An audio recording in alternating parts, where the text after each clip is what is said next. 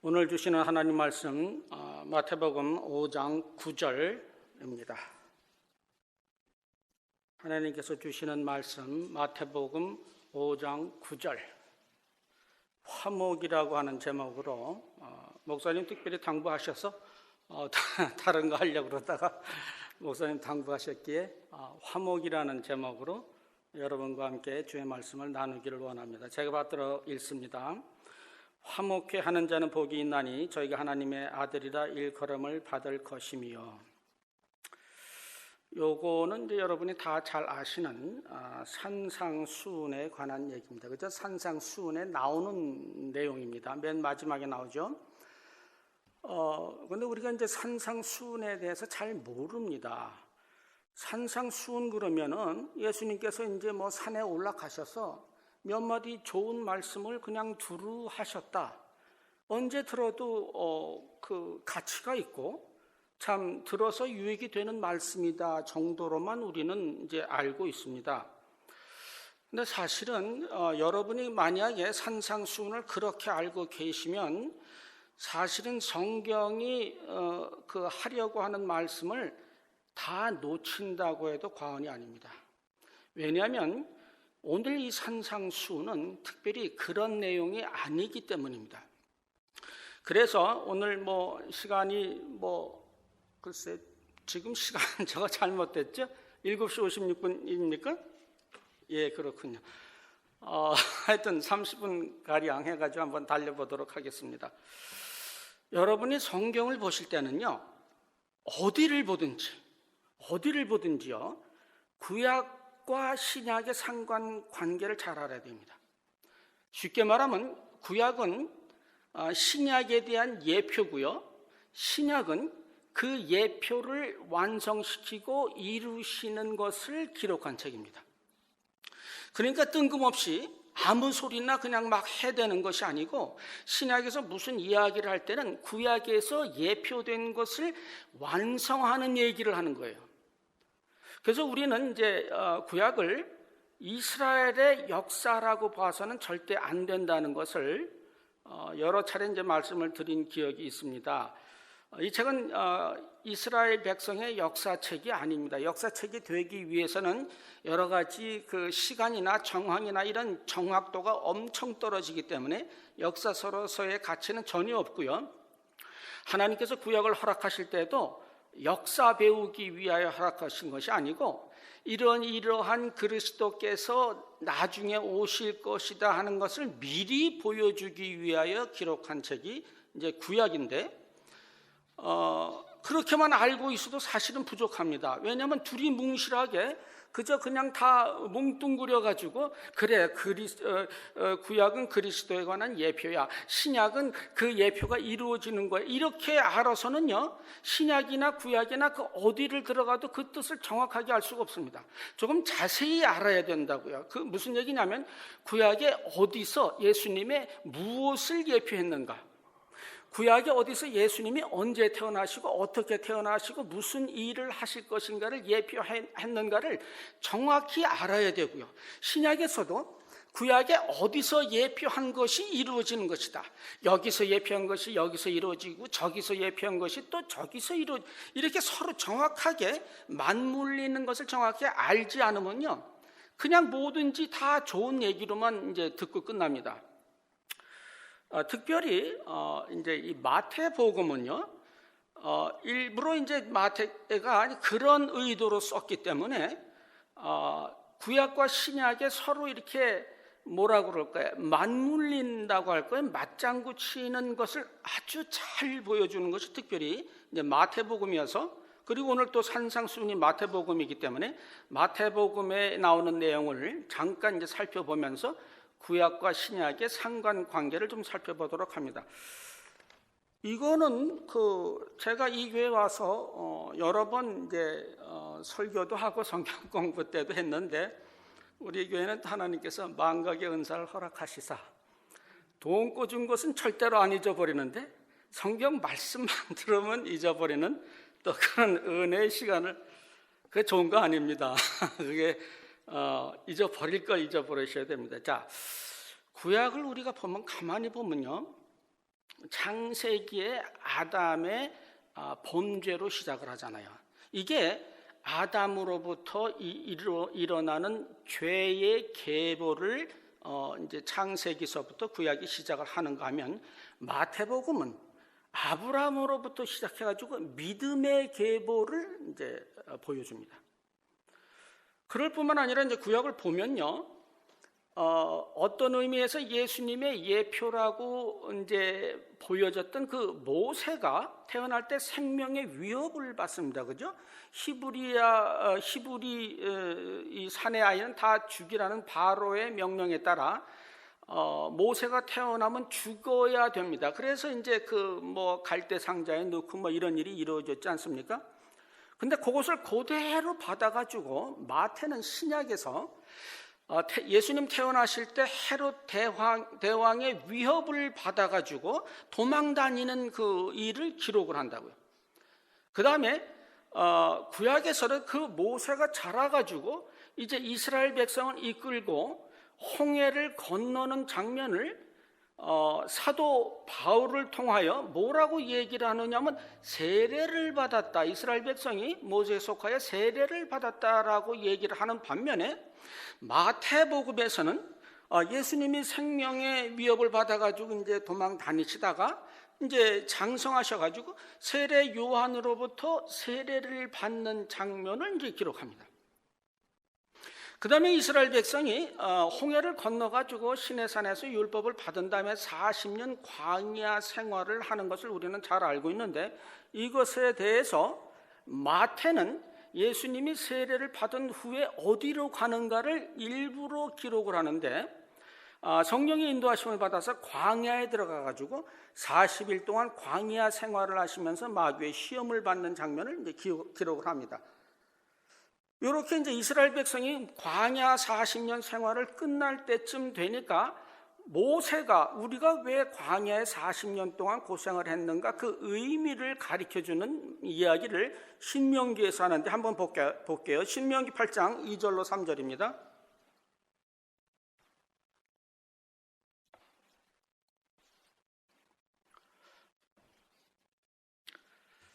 제가 읽겠습니다. 네 하나님 여호와께서 이 40년 동안에 너로 광야의 길을 걷게 하신 것을 기억하라.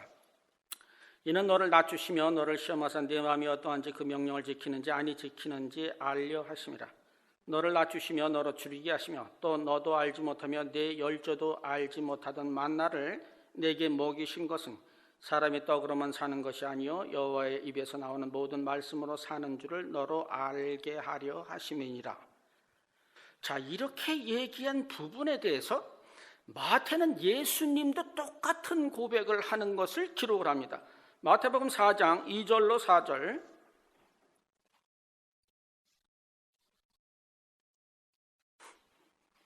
늘 말씀드립니다만은 그 성경 찾는 것에 너무 구애받지 마시기 바랍니다. 혹시 안 되면은요 적어 놓으시고 집에 가서 보시기 바라고요. 제가 어차피 또 자세히 읽지 않습니까? 마태복음 4장 2절로 4절. 40일을 밤낮으로 금식하신 후에 줄이신지라. 시험하는 자가 예수께 나와서 가로되 내가 만일 하나님의 아들이어든 명하여 이 돌들이 떡덩이가 되게 하라. 예수께서 대답하여 가라사대 기록되었으되 사람이 떡으로만 살 것이 아니요 하나님의 입으로 나오는 모든 말씀으로 살 것이라 하였느니라 하시니. 그죠? 신명기에서 모세가 한 것을 그대로 받아서 예수님이 하신 것을 마태가 기록을 하고 있다고. 자, 그런 후에 이스라엘 백성이 광야 40년 생활을 끝나고 그 다음에 여호수아의 인도함을 받아서 가나안 땅으로 가는데, 가나안은 우리가 잘 알지만 천국을 예표하는 곳입니다. 말하자면 이 땅에서의 천국에 해당된다고 하는 가나안 땅으로 이제 들어가는데, 들어가기 전에 모세가 무슨 얘기를 하느냐면, 자, 40년 동안 고생 많았다. 이제 가나안에 들어갈 때 너희는 가나안에 들어가서는 옛날처럼 그렇게 살면 안 된다. 이렇게 살아라, 저렇게 살아라. 이렇게 하면 하나님께 혼나고 저렇게 하면 하나님께 칭찬받는다. 그런 얘기들을 잔뜩 늘어놓습니다. 말하자면 가나안에 들어가서 사는 사람들이 하나님 앞에서 어떻게 행해야 하는가를 기록한 것이 신명기인데, 그것에 대해서 자, 이제 지금 말씀 계속 드리고 있죠. 구약과 신약을 이렇게 서로 이렇게 매치시켜 가면서 마태가 신명기 부분에서는 무슨 예수님의 말씀을 하느냐면 산상수훈 얘기를 하는 거예요. 그러니까 산상수훈은 우리가 생각하는 것처럼 그냥 예수님께서 산에 올라가서 좋은 말씀 하셨다가 아니고요. 신명기에서 나온 예표를 완성시키는 것이 산상수훈이라고. 요런 관계는요, 신구약 전체를 들었다 놨다 하지 않고서는 발견될 수 없는 겁니다. 그러니까 산상수훈을 접할 때 우리는 어떤 마음으로 접해야 되느냐면 그냥 좋은 말씀이 아니고요. 예수를 믿는 하나님의 백성들은 신명기가 그랬잖아요. 예수를 믿는 하나님의 백성들이 천국에 들어가서 어떻게 해야 되는가를 기록했다면 그것에 매칭이 되는 산상수훈은 이제 천국에 들어가서 어떻게 하는지는 모르지만 천국과 천국인에 관한 이야기를 하고 있는 거라고 하는 것을 여러분들이 알아채셔야 됩니다. 그것이 끝나고 나서 이제 이스라엘 백성은 가나안에 들어간 다음에 이제 많은 사람들을 죽이고 정벌을 하고 누구를 그냥 이렇게 정복을 하고 이런 일들을 많이 하면서도 죄를 영 짓고 앉았습니다. 그런데 산상수훈이 끝나고 나서 예수님은 그때부터 천국 복음을 이제 선포하십니다. 그래서 천국은 이와 같으니 천국은 저와 같으니 얘기를 하면서 가는 곳마다 귀신을 내쫓고요, 죽은 자를 살리시고요, 장님의 눈을 뜨게 하시고요, 안진뱅이를 걷게 하시는 천국에서만 일어나는 일들을 예수님이 이루어내신다고요. 이렇게 가나안 땅에 들어가면서 이스라엘 백성이 살다가 나중에 하나님 말씀을 잘 믿고 잘 따랐느냐 하면 그렇지 않았어요. 엉망으로 살았습니다. 그래서 하나님이 포로로 잡아가기도 하고 어쩌고 저쩌고, 그래도 역시 하나님 말씀 제대로 듣지 않으니까 구약을 마지막으로 정리하면서 말라기서에서 하나님 뭐라고 그랬어요? 오지도 마, 꼴도 배기 싫어, 성전문을 좀 닫아버려라, 와가지고 쓸데없는 소리는 하지 말게, 이렇게 아주 불합격 점수를 주십니다. 그거에 비해서 예수님은 사역이 다 끝나고 나서 십자가에 매달려 돌아가시고 다시 부활하셔서 뭐라 그랬어요? 하늘과 땅의 모든 권세를 내게 주셨으니, 그 얘기는 뭐예요? 하나님한테 완벽한 기쁨이 됐다는 겁니다. 그래서 구약과 신약은 완전히 다른데, 신약은 오실 예수 그리스도, 그러나 사람으로서는 실패할 수밖에 없는 그것을 보인 반면에 신약에서는 예수 그리스도가 그 모든 것을 완전히 이루시고 하나님께 기쁨이 된 것을 이제 보이십니다. 이렇게 신약과 구약과 신약이 서로 맞물리는 가운데 오늘 산상수훈이 있는데, 아까 조금 전에도 말씀드렸다시피 산상수훈은 구약의 신명기에 해당하는 신명기의 완성인데, 신명기가 무슨 책이었느냐면 금방 말씀드렸죠. 천국에 들어가서 살아야 될 백성들의 지시사항, 의무사항, 강제조항, 요것들을 기록한 것이었는데, 지금 산상수훈 이제부터 살펴봐야 되지만 산상수훈은 다른 이야기가 아니고 천국 백성들에 관한 얘기를 기록하고 있다는 것을 여러분들이 잊어서는 안 됩니다. 근데 이제 중요한 문제가 하나 있습니다. 여러분이 이제 신명기를 자세히 보면 알겠지만 신명기는 전부 의무조항이에요. 이렇게 해야만 된다, 저렇게 해서는 안 된다, 잘못하면 하나님한테 혼난다, 잘하면 하나님의 백성이 되고 칭찬을 받는다, 이런 의무조항이어서 우리가 무서워서 따를 수밖에 없는 것이 신명기였습니다. 그런데 그것의 신약 버전인 산상수훈이 신명기를 완성했다라고 하는데, 산상수훈을 이렇게 우리가 보면요, 한번 볼게요. 5장에 나오죠. 심령이 가난한 자가 복이 있고요, 천국이 그들의 것이니까 심령이 가난한 사람은 천국인이다, 그 소리예요. 그죠? 애통하는 사람도 복이 있고, 위로 어디서 위로받아요? 천국에서 위로받잖아요. 온유한 자가 복이, 땅을 유업으로 기업으로 얻을 것이라. 그게 뭐예요? 하나님의 백성이 되는 거죠. 의에 줄이고 목마른 자는 그들이 배부를 것인데, 은혜로 배가 부른다는 뜻이에요. 배만, 진짜 배만 부르다는 뜻. 긍휼히 여기는 자는 긍휼히 여김 받고, 마음이 청결한 자는 하나님을 볼 것이고, 화평케 하는 자는 복이 있나니 하나님의 아들.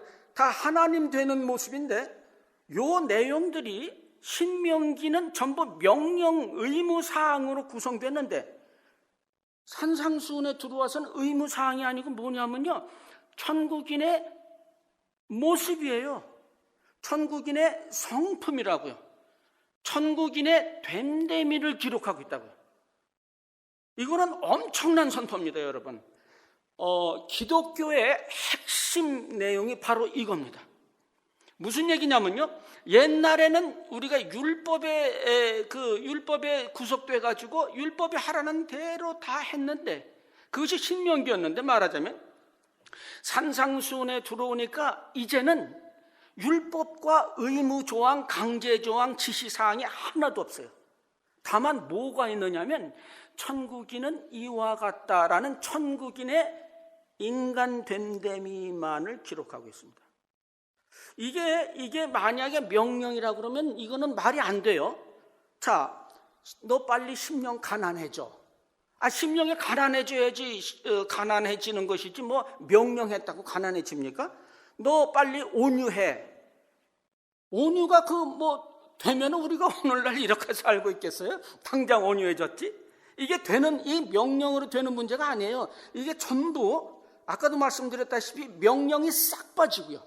전부 천국 백성들의 모습, 형상을 기록하고 있다는 겁니다. 이와 같이 그 명령으로 안 되는 것들이 있어요.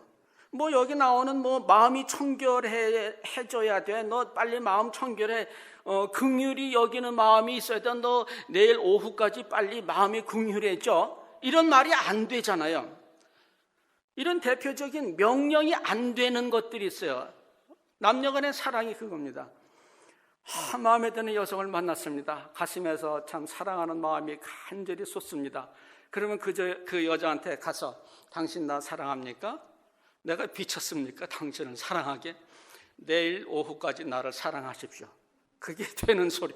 이게 명령이 안 되는, 지금 명령이 형성될 수 없는 내용들로 지금 산상수훈, 신명기를 완성했다고 하는 산상수훈이 전부 명령이 되어질 수 없는, 전부 천국인의 모습, 살아가는 자세, 이런 것들로만 기록되고 있습니다.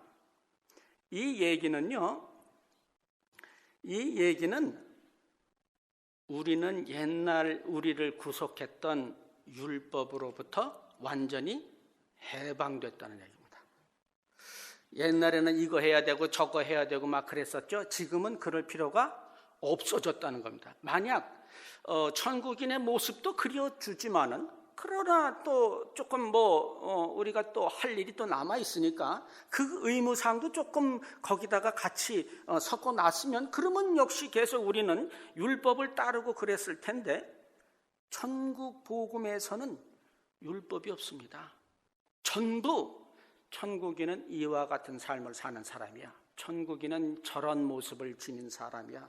천국 하나님의 백성은 이런 마음가짐을 가진 사람이야 라는 서술문으로 나오고요. 이 얘기는 신약을 사는 우리, 예수 그리스도를 믿는 우리는 이제 율법으로부터 해방됐습니다. 따라서 여러분은 율법을 지켜서는 안 되고 지킬 필요가 없습니다. 사도행전 15장 가볼게요. 1절, 2절. 사도행전 15장입니다. 어떤 사람들이 유대로부터 내려와서 형제들을 가르치되, 너희가 모세의 법대로 할례를 받지 아니하면 능히 구원을 얻지 못하리냐 하니, 바울과 바나바와 저희 사회에 적지 아니한 다툼과 변론이 일어난지라. 형제들이 이 문제에 대하여 바울과 바나바 및 그 중에 몇 사람을 예루살렘에 있는 장로들에게 사도와 장로들에게 보내기로 작정하여. 5절. 바리새파 중에 믿는 어떤 사람이 일어나 말하되, 이방인에게 할례 주고 모세의 율법을 지키라 명하는 것이 마땅하다 하니라. 이거 지금 신약이 예수 믿는 사람들에 대해서 율법 지키냐 마냐 그 얘기잖아요. 그죠? 그랬더니 10절. 그런데 지금 너희가 어찌 하나님을 시험하여 우리 조상과 우리도 능히 매지 못하던 멍에를 제자들의 목에 두렸느냐. 우리가 저희와 동일하게 주 예수의 은혜로 구원받는 줄을 믿노라 하노라. 그죠? 신약 백성들은요, 예수 믿는 사람은요, 옛날 율법을 지켜서는 안 돼요. 지킬 필요도 없습니다. 왜냐하면 예수님이 하셨기 때문에. 자, 이것을 지키게 되면 어떻게 되느냐? 갈라디아서 3장 가보죠. 10절 11절입니다. 무릇 율법 행위에 속한 자들은 저주 아래에 있나니 기록된 바 누구든지 율법책에 기록된 대로 모든 일을 항상 행하지 아니하는 자는 저주 아래에 있는 자라 하였으므라. 또 하나님 앞에서 아무도 율법으로 말미암아 의롭게 되지 못할 것이 분명하니 이는 의인은 믿음으로 살리라 하였음이라. 그죠? 율법을 지켜버리 예수 믿는다고 그래놓고요, 율법을 지켜버리면 뭐가 되느냐면요, 저주 가운데로 다시 내려가는 겁니다. 따라서 우리는 이제 신약 백성들은 율법으로도 해방됐고 자유함을 얻었고 모든 법이나 어떤 강제 조항으로부터 구속에서 벗어났습니다. 우리는 이제 자유를 얻었고요, 자유롭게 우리가 원하는 대로 살아갈 수 있게 됐습니다. 아니 목사님, 율법을 안 지키면 개판 쳐도 된단 말이요? 그 얘기가 아닙니다. 율법을 지키지 못하는 것은 이미 역사적으로 성경적으로 증명이 다 끝난 얘기예요. 그렇지 않습니까? 말라기서에서 이스라엘 백성이 율법을 계속 지켜오려고 그러다가 결국은 못 지켰잖아요.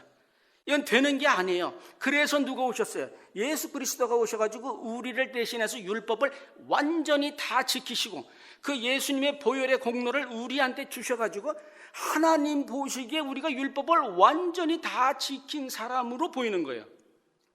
원래는 안 지켰죠. 못 지킬 수가 없었으니까. 근데 예수님 덕분에 우리가 완전히 율법을 다 지킨 사람이 돼가지고 하나님 보시기에는 흠이 하나도 없는 거예요. 그런데 율법을 또 지키러 들어가면 하나님이 그럴 거야. 아니 너 율법 다 지킨 거 아니었어? 너 이상하다. 왜 율법을 또 지키러 가니? 또 예수님은 뭐라고 그래? 야, 너 때문에 내가 십자가에서 못 박혀 죽어가지고 다 해서 그 율법을 다 지킨 그 공로를 너한테 줬는데 이제 다시 율법을 지키라고 그러면 난 뭐가 되는 거니? 예수님이 십자가의 보혈의 공로를 헛되이 만드는 것이 율법 지키는 겁니다.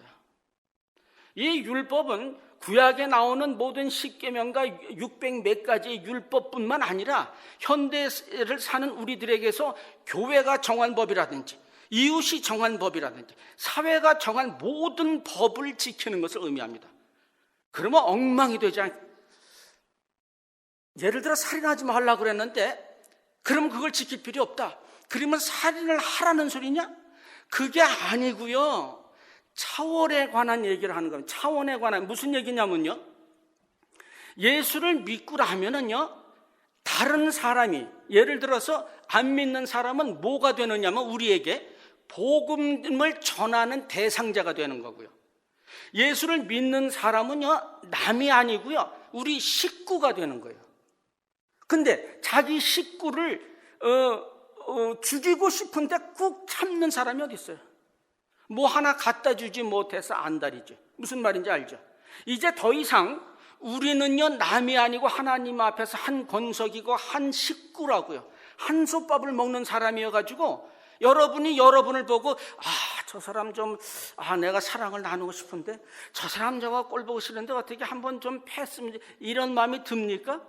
지금 그거에 율법을 지키지 않아도 된다 그러니까 이제는 패도 되게 그게 아니고요.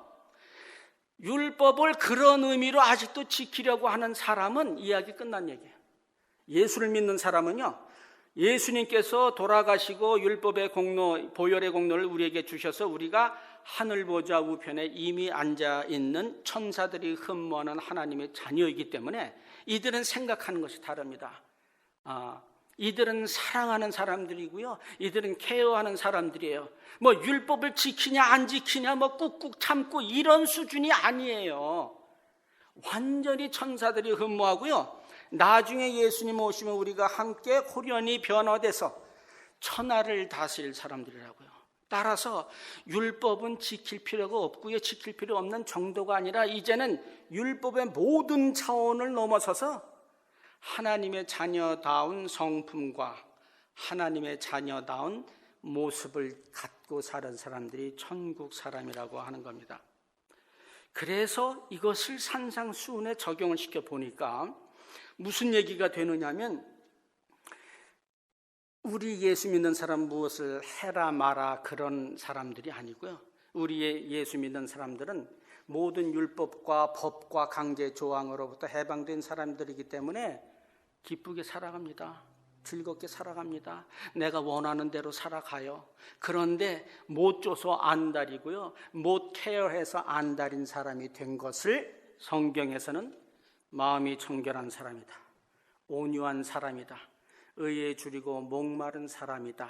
무슨 얘기냐? 이제는 옛날 우리를 지옥으로 보낼 수밖에 없는 율법으로부터 완전히 해방돼서 이미 하나님께서 우리에게 주신 천국에 들어와서 천국의 모든 복락을 누리고 즐거워하면서 이웃을 볼 때 정말 사랑하는 마음이 생기고 정말 위하는 마음이 생기고 그가 아플 때 안타까워하고 그가 잘못됐을 때 위로하는 그런 사람들이 되는 것이 성경이 말하는 겁니다. 따라서 이것을 오늘 본문 화목해 하는 사람이 복이 있다는 말을 적용을 하면 뭐가 되느냐면요, 자, 그러니까 우리 사람끼리 화목하게 만들기 위해서 우리가 열심히 노력하자가 아니라는 거예요.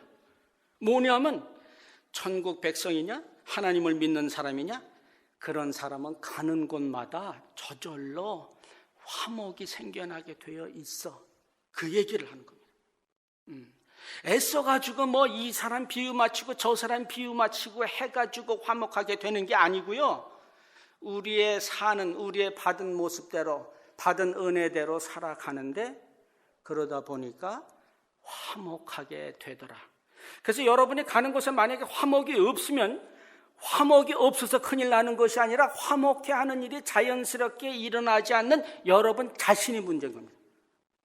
그거는 구원받은 게 아니라는 거예요. 따라서 구원받지 않아서 큰일이지 화목이 없어서 큰일이 아니에요. 우리 목사님 주일마다 설교하시는 거 있잖아요. 이삭이 블레셋 사람들과 화해를 했는데 이삭이 블레셋 사람들한테 가가지고 우리 좀 잘 좀 지내봅시다 어쩌고 저쩌고 선물을 주고 말이죠. 무슨 뇌물을 바치고 이래서 화목하게 된 것이 아니잖아요. 그냥 가가지고 우물 팠어요. 근데 블레셋 사람들이 와서 뺏으니까 그러면 할 수 없지. 그리고 또 가서 또 팠어. 그리고 또 와서 뺏어. 그러면 어떻게 해요? 에이, 주께서 또 주라고 그러시나 보다. 할 수 없지. 그리고 가서 우물을 패니까 그 당시에는 이제 더 이상 주일 때 우리 주일 예배 때 목사님 하신 말씀이잖아요. 그죠? 그거를 기억나시죠? 자, 그러다 보니까 블레셋 사람들 생각해, 야, 얘가 이상하네. 그러고 보니까 그 물이 나올 수 없는 곳에서 물이 나오네. 뭔가 있다. 하나님이 있다. 그래서 이 사람들이 누가 말하지도 않는데 이삭한테 와가지고 화친을 청하는 거 아니에요? 그죠? 이삭이 자연스럽게 자기의 그냥 살아가는 가운데 다른 사람들로 하여금 하나님을 알게 하고 그들과 화목하게 된 것이 성경이 얘기하는, 여러분이 화목을 하기 위해서 무조건 둘이 갖다 놓으면 화목되는 게 아닙니다. 어떤 영화에 봤더니 어떤 도시에 두 조폭이 있는데, 두 파가 있는데 맨날 싸움질을 하니까 담당 형사가 두 두목을 불렀어요. 야, 이놈들아, 둘이 화목해. 빨리 어깨동무해.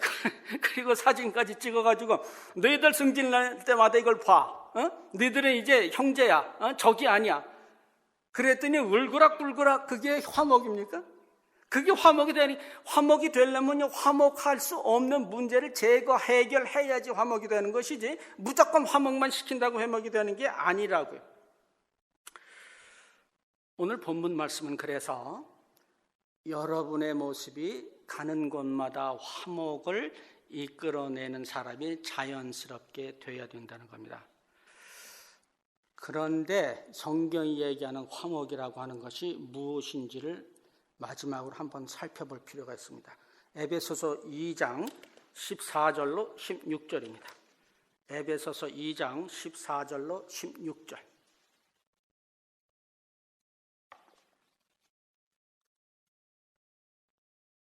제가 읽을게요. 그는 우리의 화평이신지라 둘로 하나를 만드사 중간에 막힌 담을 허시고 원수된 것 곧 의문에 속한 계명의 율법을 자기 육체로 폐하셨으니, 그렇죠? 이는 그 둘로 자기 안에서 한 세 사람을 지어 화평하게 하시고 또 십자가로 이 둘을 한 몸으로 하나님과 화목하게 하려 하심이라. 원수된 것을 십자가로 소멸하시고. 성경에서 나오는 화목은요, 사람들끼리 무조건 친해지는 것을 화목이라고 하지 않습니다. 성경에서 얘기하는 화목은요, 하나님과의 화목을 얘기하는 겁니다. 그러니까 사람끼리 서로 사이만 좋아지는 것은요, 성경이 말하는 화목이 전혀 아닙니다. 성경에서 말하는 화목은요, 하나님과의 막힌 담이 헐어지는 하나님과의 화목을 얘기하는 거예요. 물론 사람과 사람끼리 서로 쓸데없이 싸움을 할 필요는 없습니다. 되도록이면 사람과 사람끼리도 평화롭게 지낼 필요가 있습니다. 로마서 12장 18절.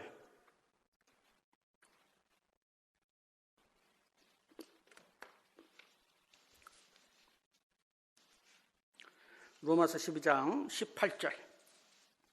할 수 있거든 너희로서는 모든 사람과 더불어 화목하라.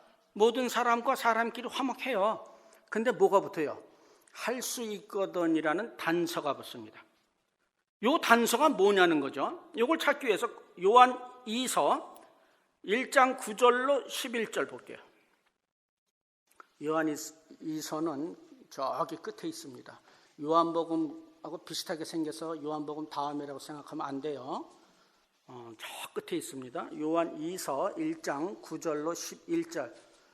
찾기 싫으시면 적으세요. 그리고 집에 가서 몇 번 보시고 제가 읽을게요. 지나쳐 그리스도의 교훈 안에 거하지 아니하는 자는 다 하나님을 모시지 못하되 교훈 안에 거하는 그 사람은 하나님과 아들을 모시느니라. 누구든지 이 교훈을 가지지 않고 너에게 나아가거든 그를 집에 들이지도 말고 인사도 하지 말라. 그에게 인사하는 자는 그 악한 일에 참여하는 자임이라. 화목하라고 그랬어요? 안 하라고 그랬어요? 왼수처럼 여기라고요? 따돌리라는 거예요. 절대 근처도 가지 말라는 거예요. 누구를? 예수 안 믿는 사람을. 이게 중요합니다. 할 수 있거든이라고 하는 것은 예수 믿는 사람들과 사이에 아주 사소한 어떤 일들이 있을 경우에는 그냥 다 묻어두고, 왜냐하면 그 나를 괴롭게 하는 그 사람이 내 동생이잖아요. 내 누나잖아요. 내 이모라고요. 남이 아니에요. 여러분들은 전부 한 식구입니다.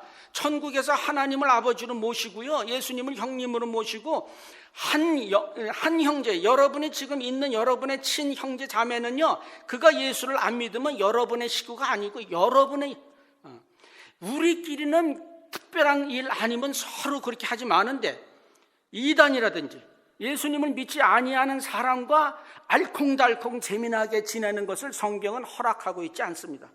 물론 복음 전파를 위해서 그들에게 접촉하는 것은 좋은 일입니다.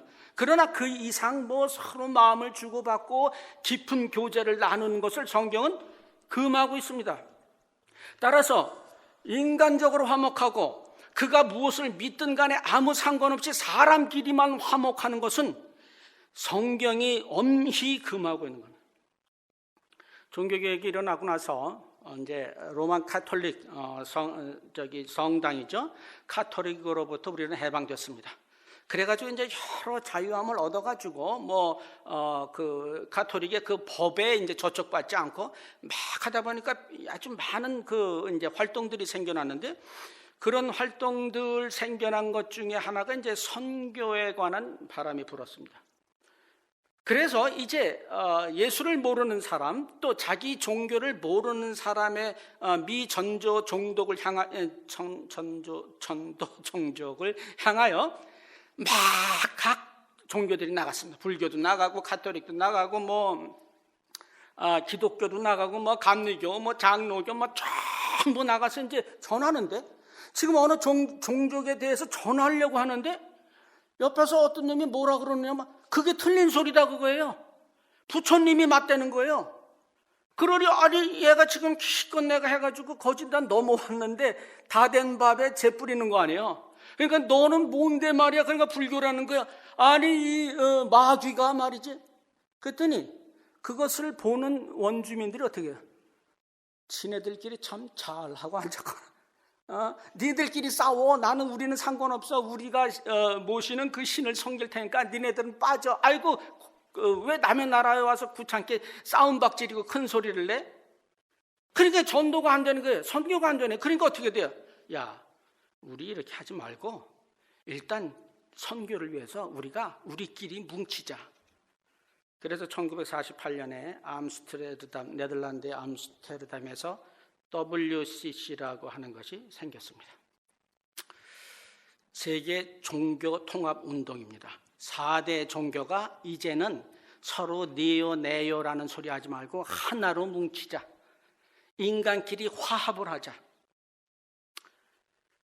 그래서 총회 때 실제로 이루어졌던 기도문을 잠깐 소개할게요. 흑인 노예 여자 이집트인 하갈의 영이여 오소서. 우리 믿음의 조상 아브라함과 사라에게 착취당하고 버림받은 하갈의 영이여 오소서. 우리아의 영 그의 아내 밧세바에 대한 다윗 왕의 탐욕으로 말미암아 전쟁터에 보내져서 죽임당한 장군의 영이여 오소서.